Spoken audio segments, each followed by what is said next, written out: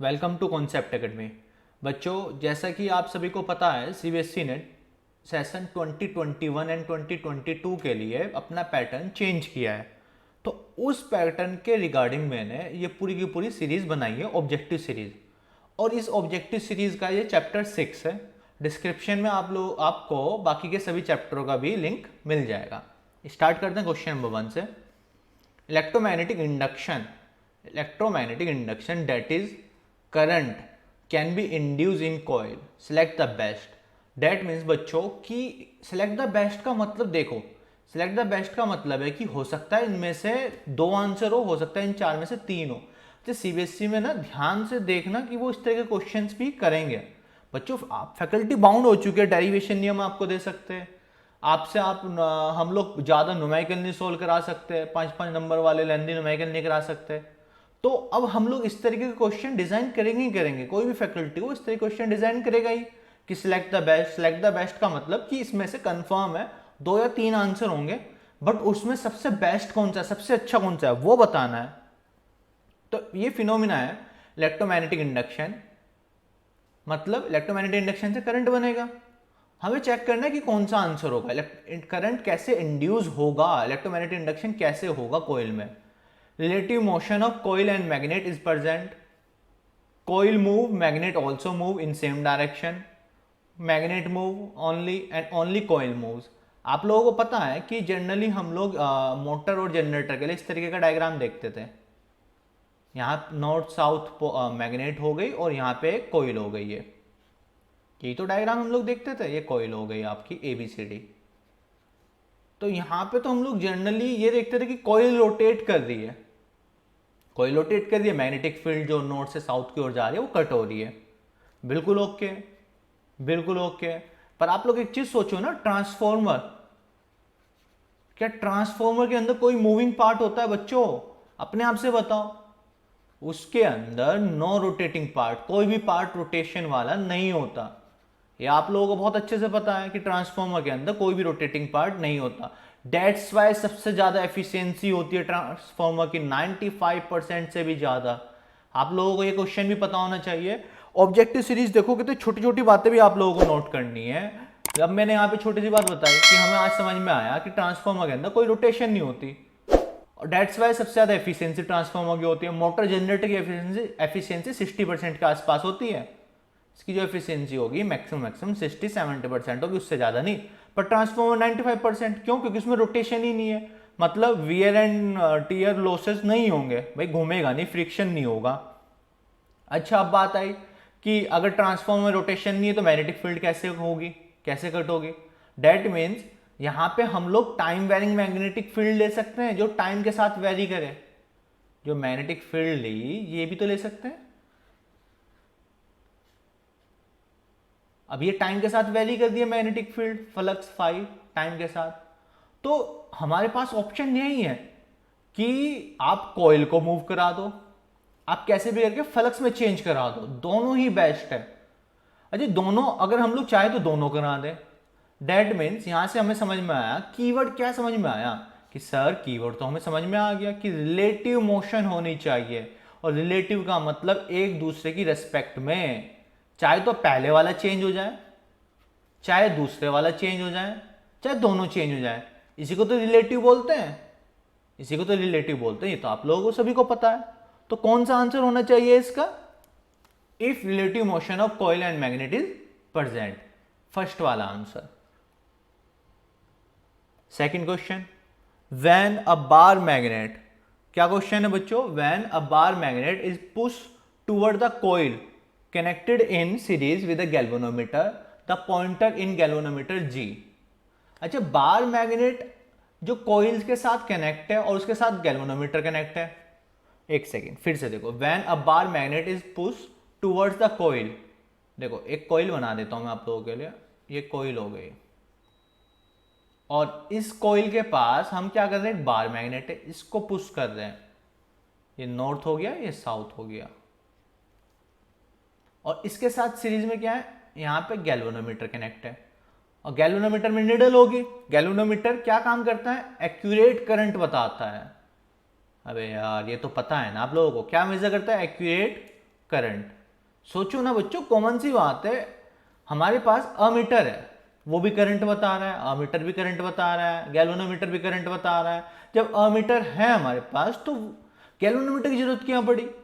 तो अगर आप लोगों से कोई पूछता है या ऑब्जेक्टिव क्वेश्चन आ जाता है तो आप लोग बताओगे galvanometer measure the current accurately. मतलब अगर हम प्रिसाइज वर्ड यूज करेंगे तो गैल्वेनोमीटर यूज करना पड़ेगा। प्रिसाइजली जो करंट मेजर करेगा गैल्वेनोमीटर। अच्छा, गैल्वेनोमीटर छोड़ो फिलहाल, क्वेश्चन पे आ जाओ। तो इसमें कहा है बार मैग्नेट को अगर आप कॉइल की तरफ पुश करोगे, बढ़ाओगे इसको इधर की तरफ विद अ गैल्वेनोमीटर, जो सीरीज में गैल्वेनोमीटर भी लगा हुआ है, तो पॉइंटर में गैल्वेनोमीटर में क्या होगा?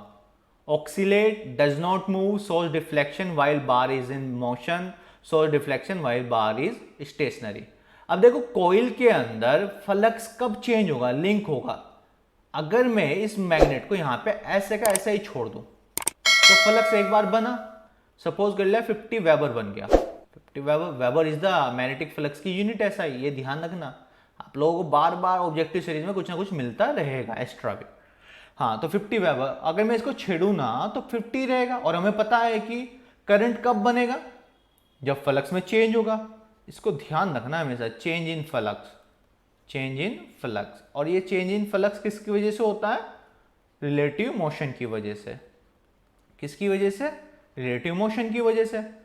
तो क्या आंसर होना चाहिए? Oxalate, does not move, shows a deflection while bar magnet is in motion, या स्टेशनरी हो। ऑक्सीलेट तो कभी करेगा ही नहीं। ऑक्सीलेशन का क्या मतलब बैठ रहा है? ऑक्सीलेशन का मतलब डायग्राम से समझा देता हूं मैं। ये देख रहे हो कि इस तरीके से कि फाइनली जीरो हो गया, ये ऑक्सीलेशन है। बहुत ज्यादा धीरे धीरे धीरे धीरे करके जीरो की तरफ जाना, इसको क्या बोलते हैं? ऑक्सीलेशन। तो ये तो मतलब ही नहीं बैठता, करंट बनेगा वहां पे। डज नॉट मूव, जब करंट बनेगा तो ऐसा हो नहीं सकता कि वो डिफ्लेक्शन शो ना करे, पॉइंटर मूव ना करे। करंट बना 1 ampere, 1 milli ampere, 1 micro ampere या 1 नैनो एम्पियर, तो वो मूव तो करेगा ही, तभी तो शो होगा। या 2 नैनो एम्पियर या 2 micro ampere, depending on the magnitude. Source deflection while bar is in motion, exactly यही आंसर है कि पॉइंटर डिफ्लेक्शन शो करेगा अकॉर्डिंग टू मैग्नीट्यूड, कि आप किस स्पीड से या कितने कॉइल्स, टर्न्स कितने रख रखे हैं। असल में ना बच्चों equal to N d phi over d t. तो हमें समझ में आया कि वोल्टेज डिपेंड करती है नंबर ऑफ टर्न्स पे और फ्लक्स पे, कितने जल्दी जल्दी फ्लक्स में चेंज आ रहा है। तो source deflection while bar magnet is in motion, अगर बार मैग्नेट मोशन में होगी तभी। अगर बार मैग्नेट स्टेशनरी होगी तो फ्लक्स में चेंज होगा ही नहीं, रुकी हुई है 50 वेबर है, 50 ही रहेंगे। जब फ्लक्स में चेंज नहीं आया तो ये जीरो हो गया, दैट मीन्स ईएमएफ जीरो हो गया, और ईएमएफ जीरो हुआ तो करंट भी फिर जीरो हो जाएगा। तो इसका हमें ध्यान रखना है, करंट भी जीरो हो जाएगा अगर फ्लक्स कांस्टेंट हुआ तो। नेक्स्ट क्वेश्चन पे आ जाता है, question number 3। When current carrying coil C2 is moved towards the C1 connected in series with a galvanometer, the pointer in the galvanometer G। जाहिर सी बात है यार, अगर कॉइल मूव कर रही है दूसरी कॉइल के पास जो सीरीज में कनेक्टेड है गैल्वेनोमीटर के साथ, तो पॉइंटर में, गैल्वेनोमीटर के पॉइंटर में डिफ्लेक्शन शो होगा। पर कब शो होगा? जब C2 मूव करेगी। ऑक्सीलेशन वाला तो भी हमें पता लगा जी नहीं होगा, ऑक्सीलेशन का मतलब तो मतलब ही नहीं बैठता, करंट बनेगा। डज नॉट मूव, गैल्वेनोमीटर का पॉइंटर मूव ही नहीं करेगा, गलत फहमी है। करंट कैरिंग कॉइल है ना, तो करंट कैरिंग कॉइल का क्या मतलब है? करंट कैरिंग कॉइल का यही मतलब है कि वो कॉइल फ्लक्स बना रही होगी। भाई करंट से तो फ्लक्स बनता है। अच्छा, इन सब अगर आपको डिटेल में जानना है तो आप मेरी डिटेलिंग वीडियो देख लेना। तो इसका क्या आंसर होगा? हमें समझ में आया कि C2 को मोशन में होना ही होना पड़ेगा। आप लोगों को मैंने पहले ही बताया और फिर से लिख देता हूं मैं, relative motion is the keyword. Relative motion is the keyword. किसके लिए कीवर्ड है? इंड्यूस्ड ईएमएफ के लिए और इंड्यूस्ड करंट के लिए, इनके लिए कीवर्ड है। अगर आपको इंड्यूस ईएमएफ प्रोड्यूस करना है या इंड्यूस करंट बनाना है आपको, और तो आपको रिलेटिव मोशन करनी पड़ेगी। नेक्स्ट क्वेश्चन बच्चों। अच्छा, ये मिसप्रिंट हो गया, C1 C2 था ये। हाँ, coil C1 and C2 are stationary C1 connected in series with a galvanometer while C2 is connected to a battery through a tapping key. If the tapping key is pressed and release the galvanometer. अब क्या होगा बच्चों, इन्होंने कहा है C1 और C2, ये coil, मैं आप लोगों को कॉइल बना देता हूँ, एक सेकंड देखो आप ध्यान से, ये कॉइल है C1 और ये कॉइल है C2, ये कॉइल C1, ये कॉइल C2, स्टेशनरी है, C1 connected in series with a galvanometer. अब ये कॉइल ना इस तरीके से यहाँ पे एक गैल्वेनोमीटर के साथ कनेक्ट है और C2 किसके से कनेक्ट है, C2 एक बैटरी के साथ कनेक्ट है, ठीक है, ये प्लस टर्मिनल माइनस टर्मिनल, ठीक। थ्रू अ टैपिंग की, एक टैपिंग की के साथ यहाँ पे एक टैपिंग की मैं इस तरीके से लगा देता हूँ, ये टैपिंग की हो गई जिससे हम इसको वेरी कर सके, ठीक है। टैपिंग का मतलब यही होता है, वेरी करना।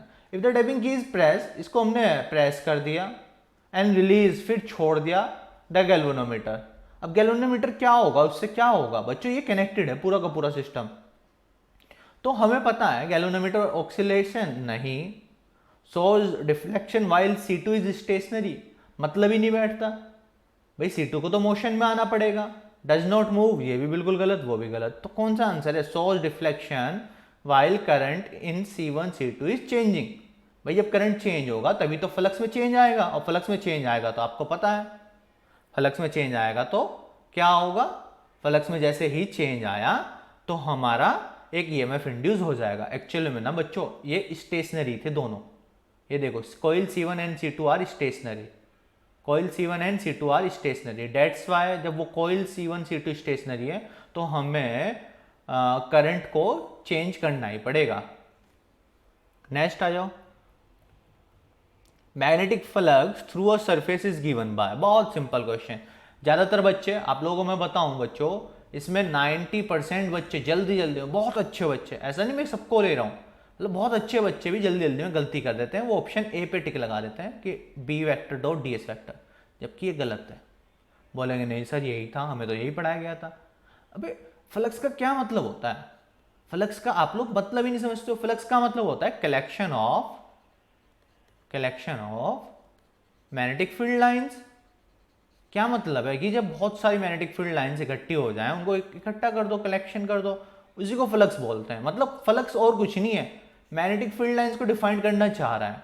और कलेक्शन कब होगा, सबको जोड़ोगे कैसे, जब इंटीग्रेशन आ जाएगा, that's why integral B vector dot d s vector, इसका आंसर है C is the answer. Cross तो मतलब ही नहीं बैठता और ये भी मतलब ही नहीं बैठता है इसका।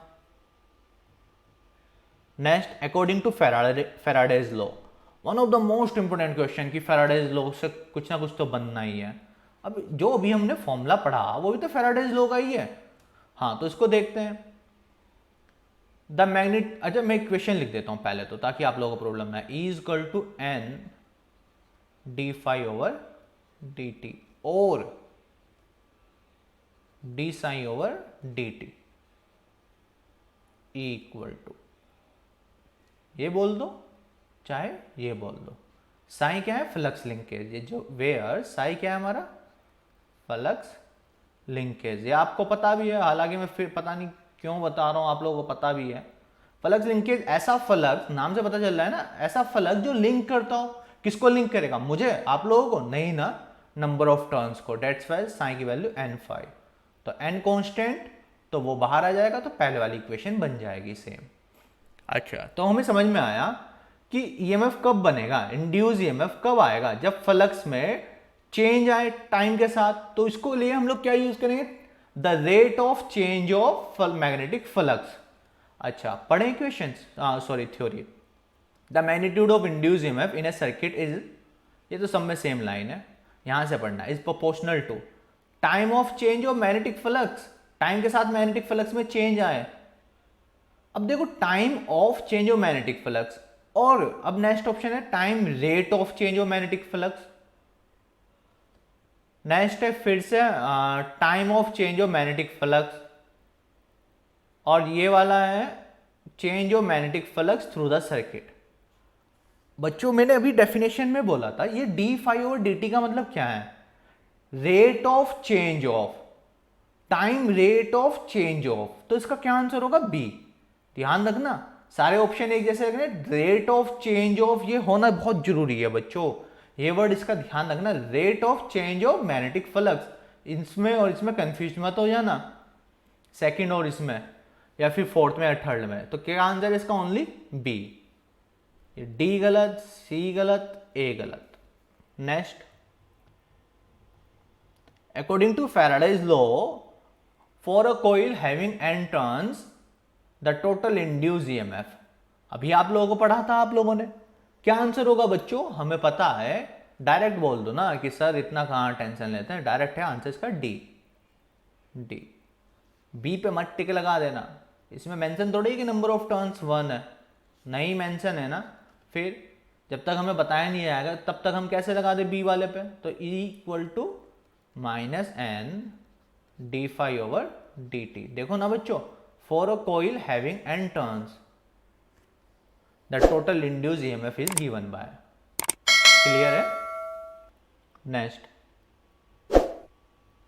coil C1 and C2 are stationary, C1 connected in series with one very small Diwali bulb, while C2 is connected to a battery. If the connection is suddenly snap, क्या बोल रहा है ये कि कनेक्शन सडनली टूट जाए, snap हो जाए, तो क्या होगा? Nothing happen to bulb, possible है क्या? कनेक्शन ही टूट गया तो बल्ब में कुछ नहीं होगा, अबे बंद हो जाएगा एकदम से, है ना, मतलब कुछ ना कुछ होगा, मोमेंटरली हो जाएगा। बल्ब एब्जॉर्ब लाइट, एब्जॉर्ब करेगा, वो तो किसी लायक बच्चा ही नहीं, कनेक्शन टूट गया। Bulb keeps glowing, never possible बच्चों, जलता रहे, तो क्या आंसर है? मोमेंटरली एकदम से जलेगा, बहुत एकदम से सडनली, ए आंसर, इसका ध्यान रखना। अच्छा, कोई क्वेश्चन बच्चों आप लोगों को समझ में आए नहीं आए तो कमेंट सेक्शन में आप मुझे बता सकते हो, कुछ भी प्रॉब्लम हो आप लोग मुझे ओपनली बोल सकते हो कमेंट सेक्शन में, मैं आपका रिप्लाई जरूर करूंगा। अकॉर्डिंग टू लेंज लॉ, अच्छा लेंज लॉ बड़ा ही इंटरेस्टिंग इस पे कहानी थी, हालांकि मैं डिटेलिंग वीडियो में बता चुका हूँ, आप लोग देख लेना। लेंज लॉ में क्या था कि उन्होंने फैराडे साहब का अपोजिशन किया था उन्होंने, और उनकी इक्वेशन भी अपोजिशन में ही थी, E equal to minus n d phi over d t, और Faraday's law equal to N d phi over d t. Faraday साहब ने ना डायरेक्शन नहीं दी, मतलब डायरेक्शन देना बहुत जरूरी है, और हम लोगों को पता भी है कि बिना डायरेक्शन के पढ़ाई नहीं होती, जनरल, ये तो मैंने जनरली बोल दिया, किसी भी चीज़ के लिए डायरेक्शन होनी बहुत जरूरी है। तो यहाँ पे ये क्या था? लेंज लॉ, LL, और ये फैराडेज लॉ। अच्छा तो पढ़ लेते हैं। Polarity of induce EMF is such that it tends to produce a current which aids the change in magnetic flux that produce it. इसका क्या मतलब है? इसका मतलब है कि जो ईएमएफ इंड्यूस होगा वो इस तरीके से प्रोड्यूस होगा कि वो एड्स करेगा, एड मतलब उसको ऐड कर देगा एक तरीके से, और बढ़ा देगा, क्या करेगा उसको? और पॉजिटिवली इंक्रीज करेगा। दूसरा option, the induce EMF is proportional to rate of change in magnetic flux that produce it. यहाँ भी थोड़ी सी प्रॉब्लम है। The polarity of induce EMF is such that it tends to produce a current which opposes the change in magnetic flux that produce it. और fourth option ये बच्चों, length साहब ने ना बोला था माइनस का क्या मतलब है कि आप अपने जो आपका आंसर आ रहा है उसके आप अपोजिट जाना है। मतलब क्या है कि सर मतलब तो समझा दो, तो मैं आपको समझा देता हूं कि इंड्यूस ईएमएफ अपना जो उसका कोस था उसको ही वो अपोज करेगा, जो उसका कोस था उसको ही वो अपोज करेगा, ये मतलब है। तो आप लोग देख लो, ये तो प्लस कर रहा है, बढ़ा रहा है, गलत है। इसमें rate of change in magnetic flux में तो कुछ बताया नहीं गया, ये भी गलत है। लेंज लॉ यही था कि induce EMF is such that it tends to produce, ये प्रोड्यूस करेगा करंट जो अपोज करेगा चेंज इन मैग्नेटिक फ्लक्स को। कि देखो ईएमएफ प्रोड्यूस करेगा, ईएमएफ से करंट प्रोड्यूस करेगा, किस तरीके से? माइनस लगा के, मतलब फ्लक्स में चेंज आने की वजह से ईएमएफ बन रहा है, पर ये इसी को ही अपोज करेगा। बच्चों समझ लो, असल में ना आप लोग एक चीज ध्यान रखना, कुछ भी करने के लिए जिंदगी में पोजीशन होना जरूरी है, और ये इक्वेशन भी यही डिफाइंड कर दी है। मैं हमेशा बोलता हूं अगर आप लोगों के सारी चीजें अनुकूल हो जाए, आप लोगों के अकॉर्डिंग हो जाए, तो मजा ही नहीं है। अच्छा एक चीज बताओ, इसका मैं पहले आंसर बता देता हूं, इसका आंसर है सी। फिर आप लोगों को मैं एक लाइफ की बात बताता हूँ, हालांकि जिसको नहीं सुननी वो स्किप कर सकता है। देखो बच्चों, अगर हर कोई टॉप कर जाए आपकी क्लास में, अच्छा आपकी क्लास क्या 10 लाख अप्रोक्स स्टूडेंट होते हैं सीबीएसई में हर साल 12th में, और वो 10 के 10 लाख बच्चे टॉप कर जाएं, क्या आपका टॉप करने का मन करेगा? क्या आप उनसे यूनिक दिखोगे? नहीं ना। हम लोग क्या चाहते हैं? जो सबसे अलग हो। उन 10 लाख में से फर्स्ट रैंक किसकी है? उन 10 लाख में से टॉप 100 कौन से बच्चे हैं? तो अपोजिशन होना तो जरूरी है। अपोजिशन होगा तभी तो आप लोग कुछ करना चाहोगे। अगर 10 के 10 लाख टॉप कर जाएंगे ना तो कोई वैल्यू नहीं है। ये कंपटीशन एग्जाम क्यों बनाए जाते हैं? ताकि आपको अलग दिखाया जा सके। अब क्लियर है ना? डेट्स वाई अपोजिशन होना जरूरी है कि आप उस अपोजिशन के बावजूद आगे बढ़े लाइफ में। उस अपोजिशन के बावजूद आप लाइफ में आगे बढ़ रहे हो, इसी में तो मजा है। बोलते हैं ना चुनौतियों में ही मजा है, मतलब आपके पास कौन कौन सी प्रॉब्लम्स आ रही है उसको आप फेस कर रहे हो, तभी तो मजा है। चलो नेक्स्ट क्वेश्चन पे आता है। If the polarity of induced EMF is such that it tends to produce a current which aids the change in magnetic flux that produce it, which conservation law is violated। अच्छा देखो, इन्होंने कहा है कि कुछ इस तरीके से हो जाए कि ईएमएफ ना अपोजिशन में ना आए, तो ये और अपोजिशन में ना आकर के वो उसको बढ़ाए, उसको बढ़ा दे, ऐड कर दे। और तो वो कह रहा है कि इससे कौन सा लॉ वॉलेट हो जाएगा, कौन सा लॉ टूट जाएगा? तो हमें पता है फैराडेज लॉ किस पे बेस्ड है? कंजर्वेशन ऑफ एनर्जी पे। तो इसका मतलब कंजर्वेशन ऑफ एनर्जी ही हमारा वॉलेट हो जाएगा, इसके अपोजिशन में आ जाएगा। तो क्या आंसर है? Conservation of energy. आप लोगों से अगर इस तरीके से पूछ ले फैराडेज लॉ किस पे बेस्ड है, तो आप लोग टिक लगाओगे कंजर्वेशन ऑफ एनर्जी पे। उन्होंने पूछ लिया कि अगर वो उसको चेंज करने से बढ़ाए तो किसका कौन वॉलेट हो रहा है, कौन सा टूट रहा है लॉ? तो conservation of energy. Next, dynamo convert. Dynamo हमारा स्मॉल जनरेटर होता है, और जनरेटर मतलब अब एक छोटी सी कहानी नहीं, सब देखते हैं। छोटू को बोला जाता है शादी में कि जा हत्ती मार दे, है ना। हालांकि प्राइम मूवर होता है वो टेक्निकली, प्राइमरीली जो मूव करे, सबसे पहले मूव करे। छोटू को बोला था हत्ती मार दो, उसके बाद डिस्को चल जाता है, मजा आ जाता है ना। डिस्को मतलब यहाँ से क्या समझ में आया? मैकेनिकल एनर्जी, और उसके आउटपुट में क्या मिला? Electrical energy. तो कौन सा आंसर है? ए, मैकेनिकल एनर्जी को इलेक्ट्रिकल में। नेक्स्ट क्वेश्चन क्या है? अच्छा क्वेश्चन नंबर 12, इसमें थोड़ा सा मिसप्रिंट है, डेटा प्रॉपर नहीं है, तो मैं इसको हटा देता हूं। Next question number 13, if the coil is wound on an iron cord the flux through it will. बच्चों अगर हम लोग सॉफ्ट मैग्नेटिक मटेरियल यूज करते हैं ना, तो सॉफ्ट मैग्नेटिक मटेरियल एक्चुअली में फ्लक्स को और अच्छा बढ़ा देते हैं, क्योंकि उनकी परमिएबिलिटी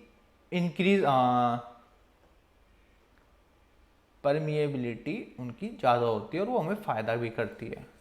तो आप लोग ध्यान रखना है, इंक्रीज आयरन कोर यूज़ करोगे तो, ठीक है। सॉफ्ट मैग्नेटिक मटेरियल कोई सा भी यूज़ करोगे तो फ्लक्स बढ़ेगा उससे। Next, a short circuit coil is placed in time varying magnetic field. Electrical power is dissipated due to current induced in the coil. If the number of turns were to quadruple and coil radius half। अच्छा बहुत बढ़िया, मतलब इन्होंने कहा जो हमारे N2 हैं वो 4 टाइम्स हो गए N1 के, जो हमारी R2 है वो हो गई R1 की हाफ, और कहा है इन्होंने कि आप the electrical power dissipated would be. Power पे क्या आएगा फर्क? अगर इन्होंने ऐसा पूछा है तो आप लोग देखो ना, आप लोग क्या देखना है, आप लोगों को सिंपल सी चीज़ करनी है। वो सिंपल सी चीज़ क्या है? अजय सोचो बच्चों कि क्या हो सकता है। सर सोच लिया, equal to N d phi over d t, ये तो फॉर्मूला है हमारा। और क्या सोचा आप लोगों ने? Equal to N d phi over d t, ये तो फॉर्मूला हमें पता है सर, यही बार बार यूज करते हैं। बट बच्चों इसमें पावर पूछी गई है ना, आप लोगों को इंड्यूस ईएमएफ नहीं पूछा। तो P इक्वल टू कि सर फॉर्मूला ध्यान आ रहा है, वी स्क्वायर अपॉन आर, यही तो होता है फॉर्मूला। अच्छा V को E से रिप्रेजेंट कर रखा है हमने इस चैप्टर में, तो E लिख लो।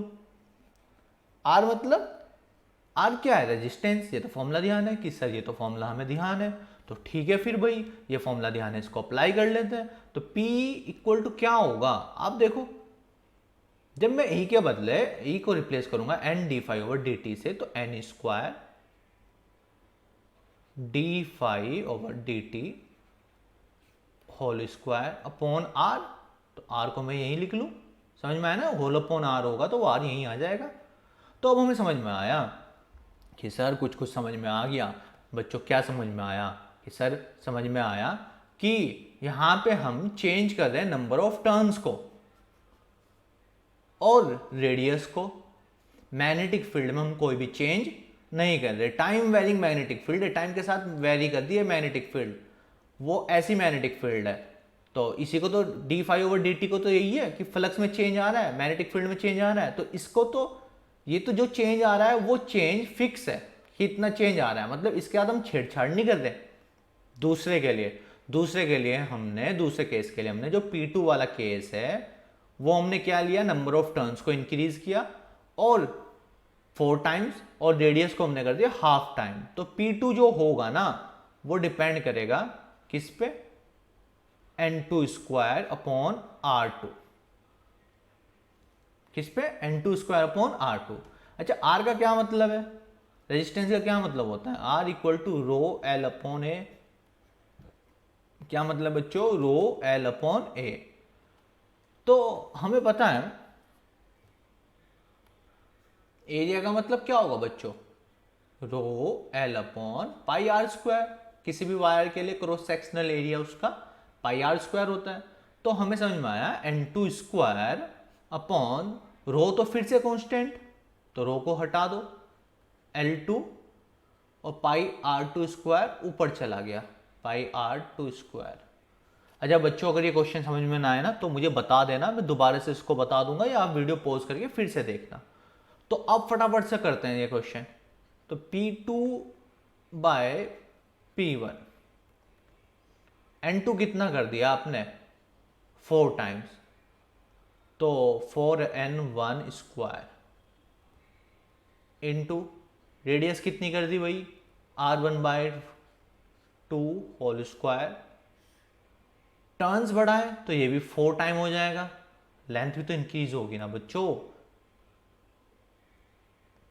होल अपॉन P1 वाली सारी क्वांटिटी, P1 वाली कौन सी है, N1 square pi R1 square whole upon L1। I hope कि आप लोगों को कन्फ्यूजन ना हो रहा हो। अच्छा देखो बच्चों, ये 2 स्क्वायर 4 और 4 से 4 कैंसिल आउट, तो N1 square as it is, R1 square as it is pi R1 upon 4 से तो 4 कैंसिल आउट। अच्छा पर ये तो 16 बनना था ना 4 इंटू 4, तो नीचे वाला 2 स्क्वायर 4, तो एक 4 तो बचेगा और नीचे 4L1 और divided by N1 square pi R1 square upon L1।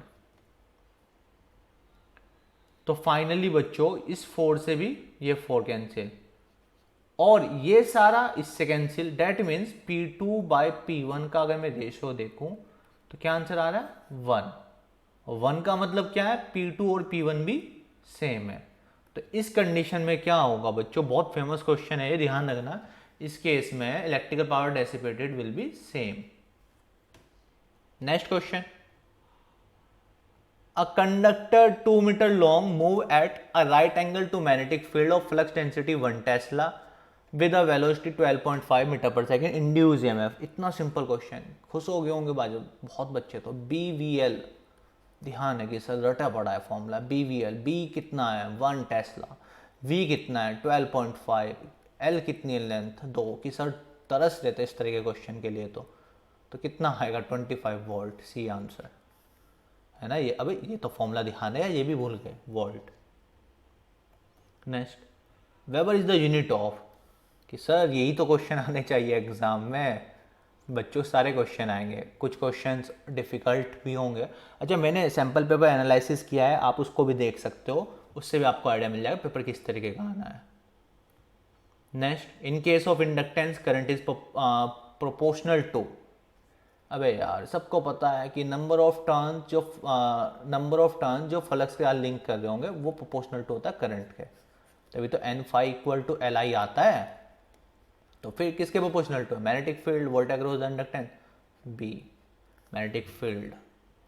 Next, the transformer works on the principle of, transformer किस पे काम करता है? म्यूचुअल इंडक्शन, कि भाई जो तेरा है वो मेरे साथ भी शेयर होगा, जो मेरा है वो तेरे साथ भी शेयर होगा, यही तो है। फिर यहाँ पे हम लोग करंट प्रोवाइड करते हैं, उसके बाद फ्लक्स में कुछ चेंज आता है, वो ट्रांसफॉर्मर मैंने बहुत डिटेल में बताया, उसके बाद हमें यहाँ से आउटपुट मिल जाता है। इसके अक्रॉस वोल्टेज V1, इसके अक्रॉस वोल्टेज V2, ये प्राइमरी साइड है, ये सेकेंडरी साइड है। Next, two coils have inductance of L1 कितना है? 8 मिली हेनरी, सेकेंड कोइल का इंडक्टेंस है 18 millihenry. Coupling coefficient K और M, जो चाहे वैसे तो M से करते हैं या K से कर लो, 0.5।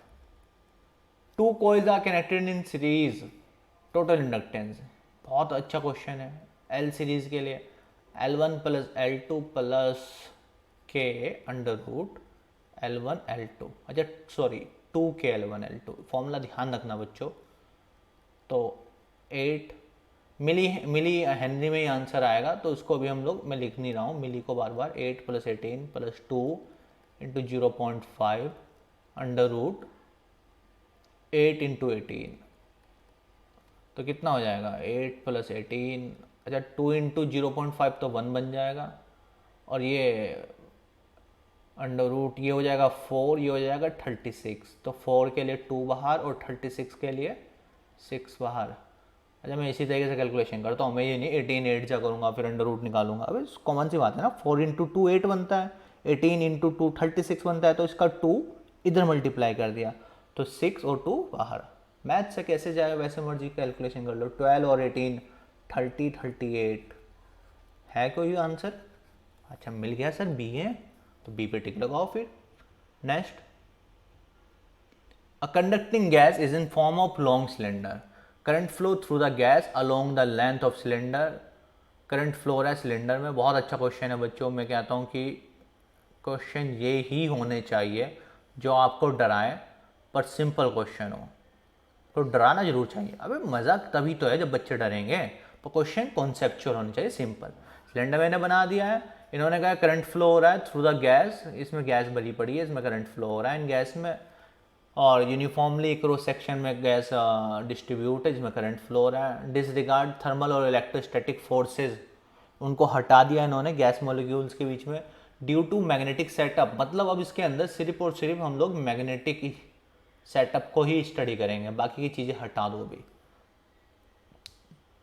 Inside the gas, the forces they exert on the moving ion, the gas will tend to, अब मैग्नेट की वजह से जो इसके अंदर इफेक्ट होगा उसकी वजह से गैस में, गैस मतलब जिसमें करंट फ्लो हो रहा है वो क्या होगा? एक्सपेंड करेगा, कॉन्ट्रैक्ट करेगा, एक्सपेंड और कॉन्ट्रैक्ट अल्टरनेटिवली, या फिर नन ऑफ द अबव। हमें पता है बच्चों, क्या पता है कि दो पैरेलल वायर है और उनमें करंट सेम डायरेक्शन में अगर कभी फ्लो हो, ईमानदारी से बताओ ये पता है या नहीं पता था क्वेश्चन? अब तो पता चल गया ना। ये क्वेश्चन है, two parallel current carrying conductor हो, उनमें सेम डायरेक्शन में करंट फ्लो हो रहा हो, तो वो अट्रैक्ट करते हैं एक दूसरे को, उनके अंदर अट्रैक्शन फोर्स आता है। और इसमें यही कहा है कि गैस में करंट फ्लो हो रहा है, देखो the current is distributed uniformly across the cross section of gas. तो अगर सपोज करो ये सेम डायरेक्शन है, सेम डायरेक्शन में ही होगा, तो एक दूसरे को अट्रैक्ट करेंगे, और अट्रैक्ट करने का मतलब ये पास पास होंगे, और पास पास का मतलब ये कॉन्ट्रैक्ट करेंगे। तो क्या आंसर है इसका? बी। सिंपल था ना, और डरा रहा था क्वेश्चन की पता नहीं क्या है यार, फिर होना चाहिए मेरे अकॉर्डिंग तो question. If a magnet is push into a coil, voltage induce across the coil if the same magnet is push into the coil with twice number of turns. अबे जाहिर सी बात है ना, N d phi over d t, आप turns बढ़ाओगे तो हम आपको इंड्यूस बढ़ा देंगे, EMF बढ़ा देंगे। Same voltage induce twice as much voltage induce, तो सी आंसर है। Next, the Faraday's law of induction states that the EMF induced in a loop of a conductor is proportional to magnetic flux magnetic flux density times the loops area, the variation of magnetic flux current divided by time. तो time variation of magnetic flux, C answer होगा इसका, है ना। ये तो जाहिर सी बात है, equal to N d phi over d t. फिर अच्छा ये क्वेश्चन भी देख लेते हैं। फ्लक्स गिवन है, ईएमएफ पूछा है, तो d phi over d t, N turns को हटा दो, कोई रोल नहीं है उसका, एन इक्वल टू 1 मान लो या लिख भी लो, क्या फ़र्क पड़ता है। तो d over d t, phi की वैल्यू क्या गिवन है, अच्छा माइनस जरूर लगा देना, क्योंकि हमें पता है कि अपोजिशन वो करता ही है। तो -5t³ प्लस -100t प्लस 300। अच्छा क्वेश्चन में प्लस छोड़ दिया, कोई नहीं एडजस्ट कर लो। तो माइनस, डिफ्रेंशिएशन तो सभी को आता है, 15t² -100 प्लस 0। कब बताना है ये, 2 सेकेंड पे। तो -15 × 4 -100, तो कितना आएगा, 15 4 60, तो -40 और माइनस प्लस 40 वोल्ट। देख रहे हो बच्चों, +40 और -40 दोनों ऑप्शन है, तो ध्यान रखना +40 आंसर है। बहुत बच्चे ऐसे हैं, मैं पिछले मेरे कई साल का एक्सपीरियंस है कि जो बच्चे इस माइनस की वजह से गड़बड़ कर देते हैं, वो ए पे टिक लगा देंगे। The magnitude of induce EMF in a circuit is equal to, किसके होगा, induce EMF, change in magnetic flux, relative change in magnetic flux, time rate change of magnetic flux, time rate change of electric field. तो time rate change of magnetic flux, very good. Next, a magnetic flux of flux density 10 tesla acts normally to coil turns इतने area इतना, EMF induce बताना है, और ये है आपको। तो हमें पता ही है, क्या पता है जी, इक्वल टू क्या होता है, N d phi over d t. और फ्लक्स का क्या मतलब होता है बच्चों, फ्लक्स का मतलब होता है कि आप बी ए, यही तो होता है, तो इसको सोल्व कर लो, सिंपल है। एन, तो अभी एन जब गिवन नहीं है तो 1 ही मानेंगे हम लोग, तो 1 × बी कितना है, टेस्ला, 10 टेस्ला, ए कितना है हमारा एरिया, 100 सेंटीमीटर स्क्वायर, तो 10⁻⁻⁴, ताकि मीटर स्क्वायर में कन्वर्ट हो जाए। टाइम कितना लिया उसने, अच्छा सॉरी 50 टर्न्स गिवन है बच्चों, और मैंने 1 ले लिया, 50 पॉइंट टाइम कितना था, 0.15। इसे सोल्व करना पड़ेगा, कैलकुलेटर मैं तो यूज़ कर सकता हूँ, हालांकि ज़रूरत नहीं है, डेसिमल हटेगी तो यहाँ पे 100 और आ जाएगा, × 100, तो 100 और 100 10⁻⁴ कैंसिल आउट, समझ में आया कैसे। और 15 3 5 3 15 और 5 2 ये, तो 100/3 का मतलब 33.33, D answer. Next, the phenomena of generation of current और EMF by varying magnetic field is known as electromagnetic induction, बहुत बढ़िया। A long straight current carrying wire B is magnetic field passing normally through the center of circular loop of area. If the current through the wire increase, the value of EMF in the loop is equal to, किसके equal होगा बच्चों, सोचो क्या question में क्या कहा है इन्होंने। आप लोग अगर थोड़ा सा भी ध्यान दो इस क्वेश्चन को आप कर सकते हो। बच्चों देखो क्या बोला है इसमें, जो ये पास हो रही है, कैसे पास हो रही है, नॉर्मली मतलब एंगल कितना बन रहा होगा, θ = 90, और हमारा फ्लक्स कितना हो जाएगा, फाई इक्वल टू क्या होता है, B vector dot ds vector, तो बी ds cos 90, और cos 90 की वैल्यू 0, तो फ्लक्स ही 0 हो गया, तो इसका आंसर क्या होना चाहिए, 0। अभी फ्लक्स में ही सब कुछ, अगर फ्लक्स ही 0 हो रहा है, फ्लक्स ही 0 हो रहा है, तो फिर बचा क्या, आप लोग देखो ना, इक्वल टू क्या होता है, N d phi over d t, को तो फ्लक्स में कोई चेंज नहीं है, फ्लक्स ही 0 हो गया आपका, तो डायरेक्ट ही, है ना। तो आंसर कितना होगा, 0। पढ़ भी लो चाहे आप एक बार, क्या क्वेश्चन, अ long straight current carrying wire, जो बच्चों passing normally through the centre of circular loop of area, जो ये है ना इसके कैसे पास हो रहा है वो, long straight current carrying wire, एक वायर है ये इस तरीके से, और passes normally through the centre of circular loop of area, मतलब इनमें एंगल ऐसे बन रहा है एरिया में और जो मैग्नेट है उसमें इस तरीके से 90 डिग्री, और फिर आपको पता ही है